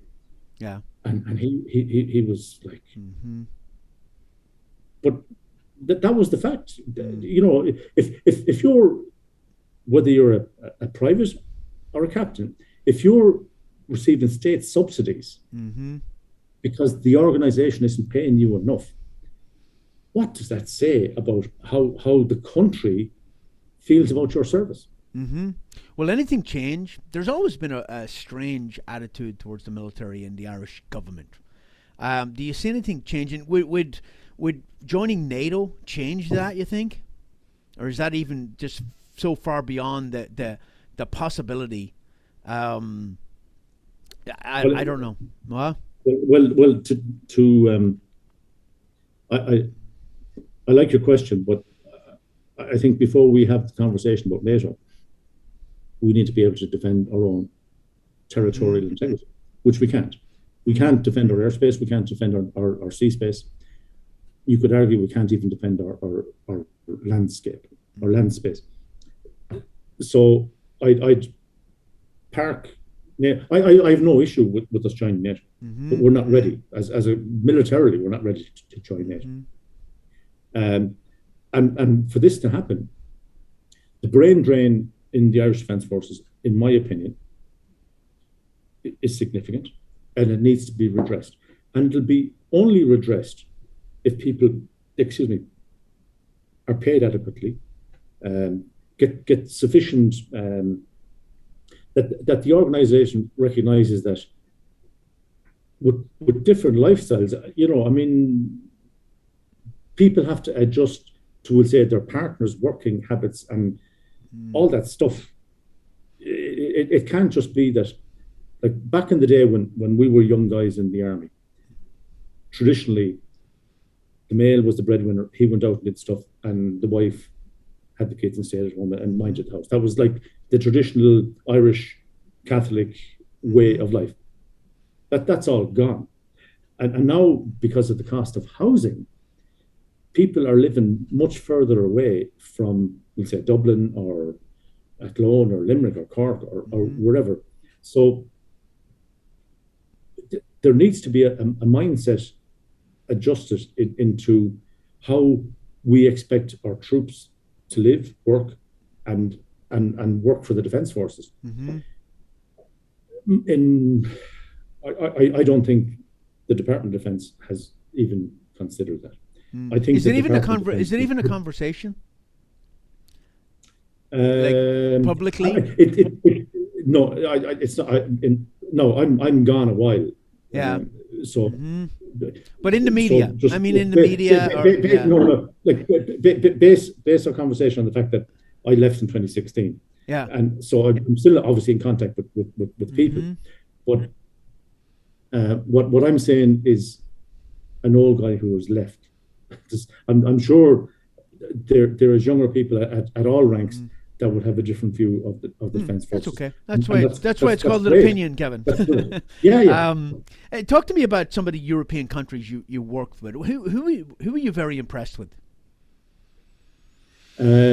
Well, traditionally we'd say in Lebanon, we worked with the Nordic, Finland, Sweden, Norway. Really great. 100%, really good. And I think our interaction with them in Unifil in the early days built up our abilities and capabilities because these guys were really good. Good in respect that, like, professional, kind of flexible, capable. Good in what way?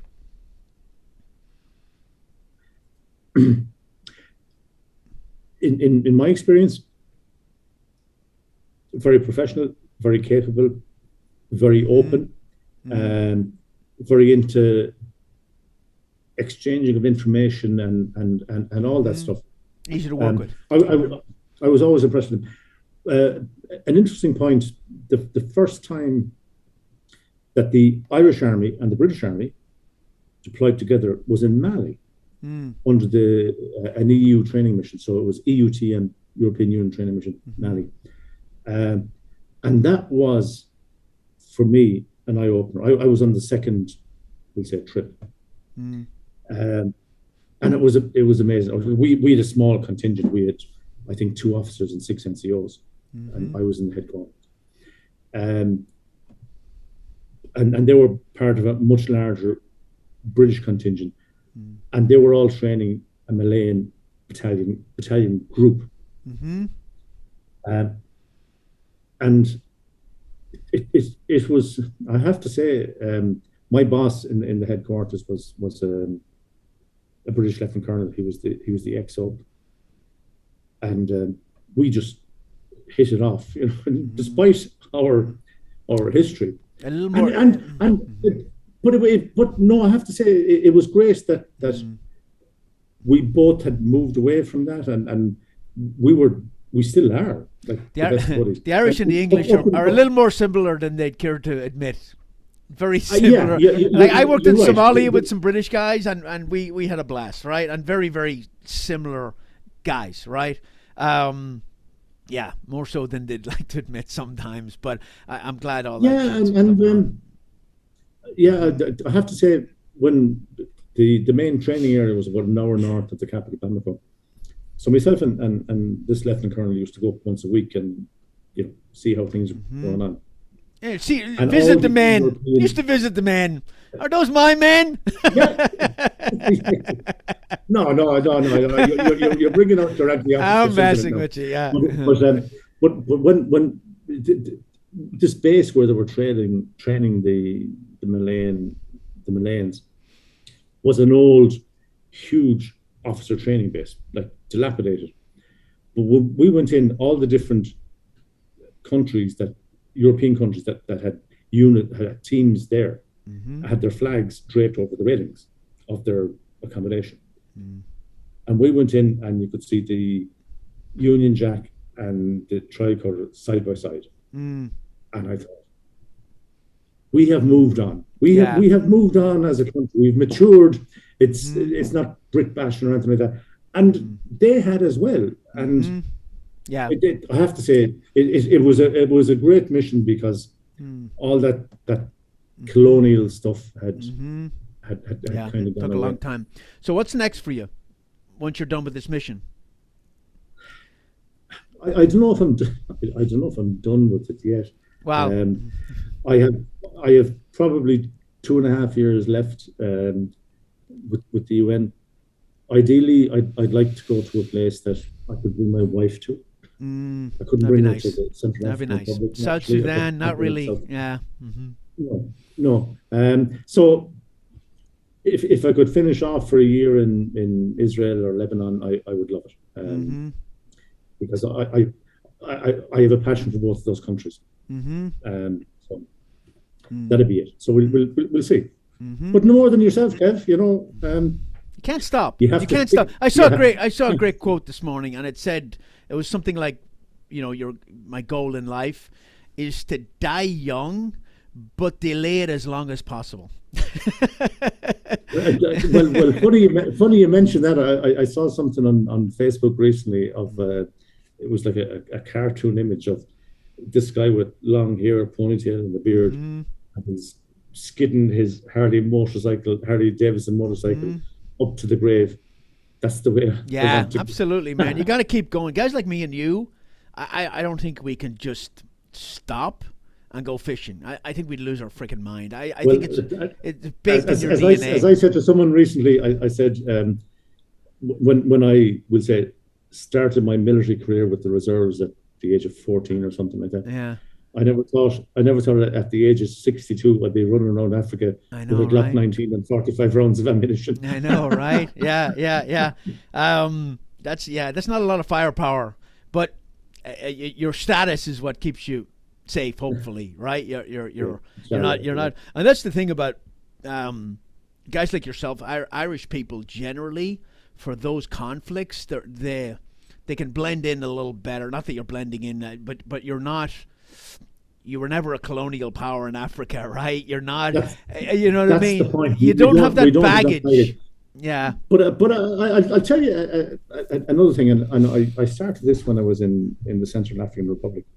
There's two main dialects, Zongo and Banda, both completely different. But in the base I was in, we had local security guards would do the access control, letting people in and out. Mm-hmm. And I would learn a bit of Zongo and a bit of Banda from them. Mm-hmm. So how are you in Zongo is Tunganaye. How are you in Banda is Ambrata. So I was learning their two most important languages. Mm-hmm. But I was also teaching them Irish. Mm-hmm. So I had this routine that in the morning before I went to the office, I'd go to the main gate and I would address them in Tunganaye, Ambrata, mm-hmm. but they had to reply to me in Irish, in Gaelic. Tá mé go maith, I am good. Mm-hmm. It was like a standing joke. Mm. But sometimes there'd be like local contractors coming in to do the plumbing or the whatever. And they'd see this white dude speaking their, not just the main dialect, but the second dialect. And then they'd see their friends speaking a language they hadn't a fucking clue what it was. Mm-hmm. And it was great. Mm-hmm. I became like a sort of a legend because I was teaching these people. Well, what Irish. You're doing, you're building rapport. Yeah, you're building rapport, right? That's what you're doing. And it's super important. But the bottom line is, like, and I used to say to people, I said, right, we might be the UN, but we are guests in this country. Mm-hmm. You should at least be able to say, hello, how are you, please, thank you, in their language. Mm-hmm. That's a mark of respect to them. Mm-hmm. A lot of times in the Middle East, too, having been there a bunch of times and trained armies out there, you have to embrace this, hey, we're all a team together, right? You don't talk down to them. This negative reinforcement that works in their armies doesn't work there. It's all about positive reinforcement of building up their confidence and hey, we're all here together. And if you do it right, they'll fucking do anything for you. If you talk down to them and berate them, it just does not work in a lot of those countries. And that's part of the training in SF was hammered into us about building rapport. You can't lose rapport because that's when horrible shit happens. But I think it's kind of, it's a very natural thing for Irish people because we're generally chatty anyway, right? And fairly friendly, most of us. So most of the time, yeah. Until you piss us off, I guess. So you're going to be there. Are you going to stay in South Sudan for another year or 2 years? Well, unless I get a job in the Middle East. Get a job in the Middle East, yeah. Man, well, let's stay in touch, man. I enjoyed the conversation. I love the Wayback Machine. And we could talk for hours. We really could. We really could because we stomped a lot of the same ground back in the day. We certainly do. Yeah. Climbed a lot of those mountains. Actually, now that you mention, I like you did a podcast about the low alpine pack. I did a video. Yeah, I did a video. And I still have that. I remember when I joined the SF and I was seeing the guys with forget about the pack, but the belt. The belt, yeah, the low belt. I was going, this was an incredible piece of kit in the 80s. Yeah. And it had a rappel harness. It had a rappel, yeah. Mm-hmm. This was just the most. Now the problem was the pack was quite big, and you know yourself. Yeah. A bigger pack, you put more stuff in. You will. You grow into your shell, right? You will fill that thing. But it was way ahead of its time, that pack. And you'll see now, look at modern combat now and SF units, and they all have that big thick belt on with the pistol on it. Yeah. And that's what that was. But it attached to the pack and you dumped it. I thought it was very innovative. And we used to take the top from the pack, remember that? And we'd use it as a leg bag for rappelling. So the rope would be dangling in front. That's innovation right there. It's so funny, like when you look back at, and the Ranging Wing has come a long way, and they have some great guys. You know, a guy came here. I went back to Ireland in 2010 as a sniper instructor in Special Forces to an international sniper course in the Ranging Wing, right? It was weird. And there was a guy there, and he had an American girlfriend, and he was asking me how I kind of ended up in the American military, right, and all that kind of thing. Well, he ended up getting married and getting out. He spent 10 years in the Irish Army, most of it in the regiment. Great guy. He came over here. He went through basic training. They made him a citizen right at the end of the basic training. He went to the 18 Extra Corps, became a Special Forces medic, and speaks Arabic. He's a freaking 18 Delta, and he's in 3rd group here, and the guy's a rock star, man. He's crushing it. Yeah. It's a great success story, right? There's another guy who joined SF slightly north of your location. Oh, well. I know. Yeah. That's not that. Yeah, let's not talk about that. All right, I'll let you go, Kevin. Let's circle back again. And there's a couple of other guys I want to interview. I'm trying to get Terry Downs on a Zoom call. He was on my selection course. Yeah. Was he? Yeah, I love Absolutely Terry, man. Amazing guy. And I bet he was. And going back to your point about how instructors shout or use their authority. Terry, I think. No, Terry was an NCO. I was a private when we both were on selection.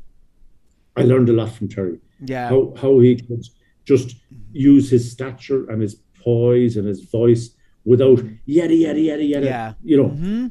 He's very good. He's very good at getting the point across. He's a very articulate guy. He's very intelligent, a very articulate guy. Yeah. So, I can't wait to chat with him because we broke out of the regiment together when we started the business and all that. You were gone at that time, I think. Yeah. But I did. I was gone. Yeah, but I've seen your part. You're talking about mountain leader. I did a civilian mountain leader course up in the Mourne Mountains with Terry and I think Bill Hallidan and Willie Rock and a bunch of us up there and did a course up there, a civilian course too. Man, so many things. Me and Willie Rock were the first, I think, to Summit Mont Blanc. Really? We did a. Yeah. Now that you mentioned it. Sorry, Willie was on my selection course. He's a machine. That guy is so fit. He's a machine. Yeah. He had been at the parachute club the week before, and he was running his mouth telling people he was going to selection, and Bill Hallidan was an instructor. So the night we started selection, he pulled him out in front of everybody and said, "You were out there, blah, blah, blah, blah, blah." And they said, "For that, you will pay." So they give him the 240 machine gun, the Mag 58, right? And we were all carrying HK-33s, which are like 6 pounds, right? And he's carrying this 24-pound machine gun for the whole of selection.